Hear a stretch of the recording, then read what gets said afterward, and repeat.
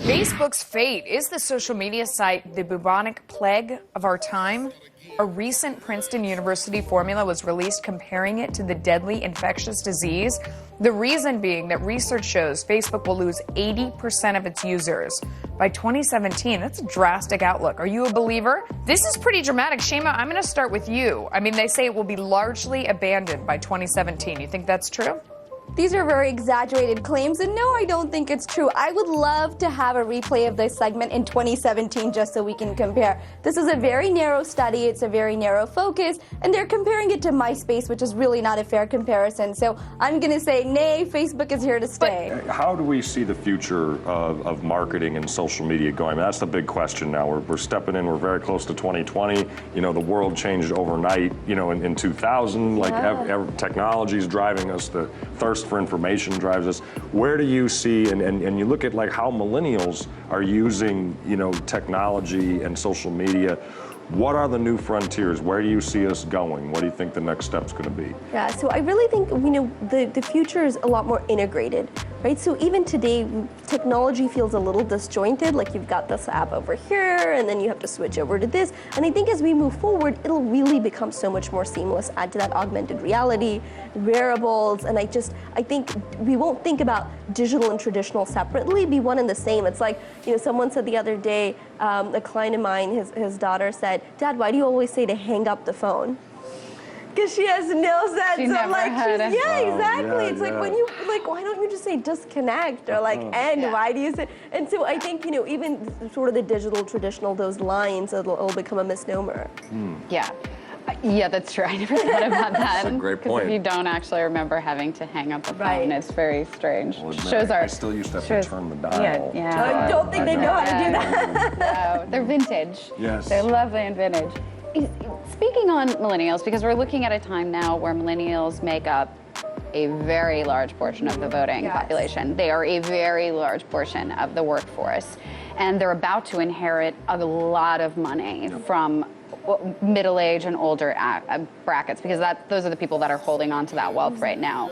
How do we use young people's technology, this idea of all these digital technology, to maybe either appeal to those older age brackets to kind of get them on board? Because it seems this fight right now is really against old and young, the future versus what they want the future to be, even though they're not going to be here for it. So how do we utilize this to bring these two sides together? So I think in history, right, if you look at it, you've had this sort of generational sort of tug of war at every level. I think it feels more amplified now because it's playing out on a stage where we can all see, where it's not so much undercurrents, but it's what you see. I think the other sort of misconception is that older people don't use social tools and it's just a younger people thing.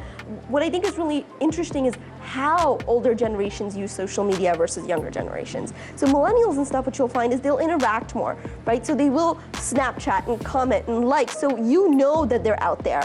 With what you find with Gen X, baby boomers, even the silent generation, is that they're consuming the information, but they may not be interacting with that information, but that you can't discount that they're not part of that ecosystem, if that makes sense. So I think that's a very interesting dichotomy. It's interesting, and it's always interesting having you on. And thank you so much, Shama Hyder, for coming on and talking with us about this. The book is Momentum. Definitely check it out. And for all of your, thoughts and ideas about social media and where it could go, I think you have a lot of really good ideas in there and a lot of, very interesting viewpoint on it. Thank you so much for coming on and sharing with us today. I appreciate being here. Thanks for the conversation. So another topic I wanted to talk about was actually the vehicles of communication. So I'll give you an example. Email is a vehicle, mobile push messages, social media is a vehicle, direct mail can be a vehicle. What do you think is working, in your opinion, right now in terms of the channels or vehicles in which we communicate? So I think there's, again, I'm a big fan of using multiple platforms too to get your message, because like you mentioned, there's people who prefer live, like we're doing now. There's people who prefer email. There's people who prefer text. And so I don't think there's a one size fits all. And now that being said, I think you have to be consistent. So if you're going to do email, do it regularly, right? I love email. I still think it's a wonderful way to engage. If you're going to create a separate, if you're going to do TikTok, you're going to do whatever you're going to do, be consistent, because none of the vehicles you've listed, Paula, are overnight. They don't happen like this. I mean, with a podcast, people want to, I talked to this gal who was very upset with me for my advice, but she wanted to make her podcast go viral, and she had 2 episodes. And as you know, it's very difficult to make a podcast go viral. Like, you have to consistently build that community, consistently put out that great content, chop it up. Like, just because you put it out there and you've done it once or twice doesn't mean people are going to come. Even if you're a celebrity, podcasting is the great equalizer, as Jordan Harbinger says. Yeah, it really is. And so I think, but the consistency is what pays off. It's not one video. It's not one podcast. It's not one email. Look at this guy who's been on my list since 2009, right? 11 years he's been getting my emails. How many emails do you think he's gotten? Right? Yeah, consistency really can pay off in the end. So I have some data from a customer data platform called Amperty.